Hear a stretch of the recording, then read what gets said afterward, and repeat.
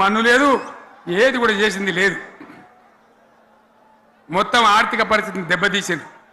తెలివి తక్కువ పనితోని, అవివేకం వల్ల, అజ్ఞానం వల్ల పరిపాలన చేయరాక సర్వనాశనం చేసింది.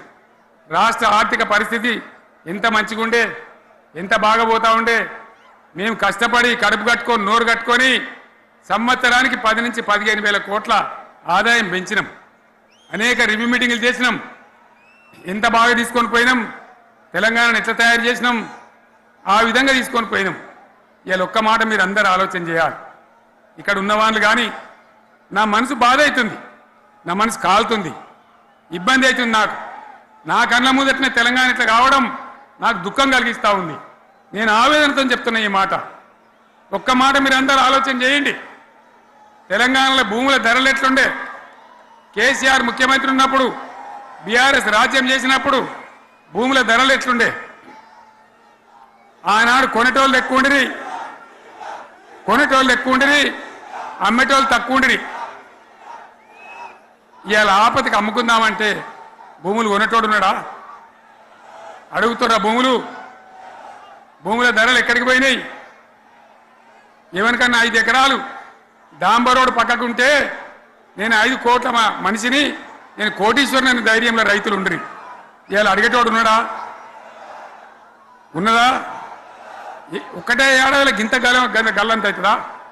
కేసీఆర్ పక్కకు పోగానే ఇంత ఆగమవుతుందా?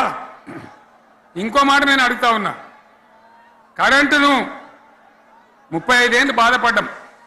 నా బావి కాడ కూడా మోటార్లు కాలినాయి. బీఆర్ఎస్ వచ్చినాక, నేను ముఖ్యమంత్రి అయినాక ఒక్కటే ఏడాది బావులా దాన్ని చక్కగా చేసి 24 గంటల కరెంటు ఇయ్యలే, నడవలే. రెప్పపాటు కూడా కరెంటు పోకుండా 24 గంటల కరెంటు తేలేదా? మరి మా అంత సిపాయి లేరంటే కేసీఆర్ మంచిగా ఇచ్చిన కరెంటు మీకెందుకు ఇయ్యే శాతం అయితే లేదు అని చెప్పి నేను అడుగుతా ఉన్నా. తెలంగాణ ప్రజల పక్షాన్ని అడుగుతా ఉన్నా. ఎందుకు ఇలా ప్రజల గోస ఉంచుకుంటా ఉన్నారు? మళ్ళా మోటార్లు కాలుతున్నాయి, ట్రాన్స్ఫార్మర్లు కాలుతున్నాయి, లంచాలు పెరుగుతున్నాయి. అది శాతం అయితే లేదా? మళ్ళీ ఇలా తెలంగాణ పోవన్నా మోటార్ పెట్టడానికి? ఏం దౌర్భాగ్యం ఇది! ఎటువంటి శని నెత్తి మీద పెట్టుకున్నాం మనం. మీరందరూ ఆలోచన చేయాలి. భూముల ధరలు ఎటుపోయినాయి, కరెంట్ ఎక్కడ ఎవడెత్తుకపోయా? మిషన్ భగీరథ అసెంబ్లీలో నిలబడి ఛాలెంజ్ చేసిన నేను. 5 ఏళ్ల లోపల ప్రతి ఇంట్లో నల్లా పెట్టి నీళ్ళు ఇవ్వకపోతే మళ్ళా ఎలక్షన్ల పార్టీ మేము నిలవడం, ఓట్లు అడగము అని చెప్పిన నేను. ఎవరు చెప్పాలి? దమ్మున్నోడే చెప్పాలి. చేసి చూపించినాం, నడిపించినాం. ప్రతి ఇంట్లో నల్లా పెట్టినాం. కృష్ణా గోదావరి నీళ్లు తెచ్చి ప్రతి ఇంటి ముందర దుంకిచ్చినాం. అది మీరందరూ దానికి సాక్ష్యం. ఇలాగా మంచినీళ్ళు కట్నే ఇల్లు పెట్టినపోయి ఉన్న పథకం కేసీఆర్ హయాంలోనే అయిపోయింది. ఇంకా మంచినీళ్ళు కూడా ఇయ్యే శాతం అయితే లేదా?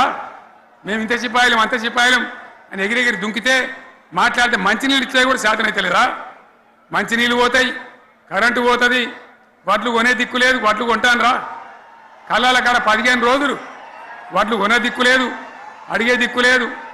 సర్కారు కొనకపోతే దిక్కుమాలని దేవుడా అని ప్రైవేట్ మిల్లర్లకు అమ్ముకుంటున్నాం.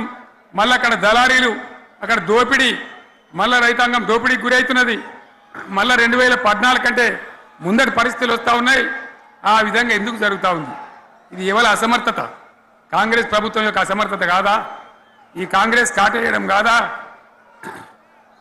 నేను ఒక్కటే మాట మిమ్మల్ని కోరుతా ఉన్నా, ప్రజలకు నేను అడుగుతా ఉన్నా. పేదలు గుడిసెలు వేసుకుంటారు, ప్రభుత్వ జాగాలలో పాపం తెలిసి తెలియక కొన్ని వేసుకుంటారు. బీఆర్ఎస్ గవర్నమెంట్లో హైదరాబాద్తో సహా, వరంగల్తో సహా అనేక పట్టణాలలో, అనేక ప్రాంతాలలో రాష్ట్ర వ్యాప్తంగా లక్షలాది మందికి మేము పట్టాలు ఇచ్చినాం. బుల్డోజర్లు పెట్టి, జేసీబీలు పెట్టి మేము చెరువులలో పూడికెళ్ళి తీస్తే వీళ్ళేమో హైడ్రా అని మన బొందా అని పెట్టి పేదల ఇండ్లు కూడా కొడతా ఉన్నారు. ఆనాడు చెరువు పూడికెళ్ళి తీసిన బుల్డోజర్లు ఇలా పేదల ఇండ్లు కూడా కొడతా ఉన్నాయి. ఇవన్నీ మనం చూస్తూ ఉన్నాం. చూసి మౌనంగా ఉందామా, కొట్లాడదామా, ఏం చేద్దాం అనేది మనం ఆలోచించే సమయం వచ్చింది.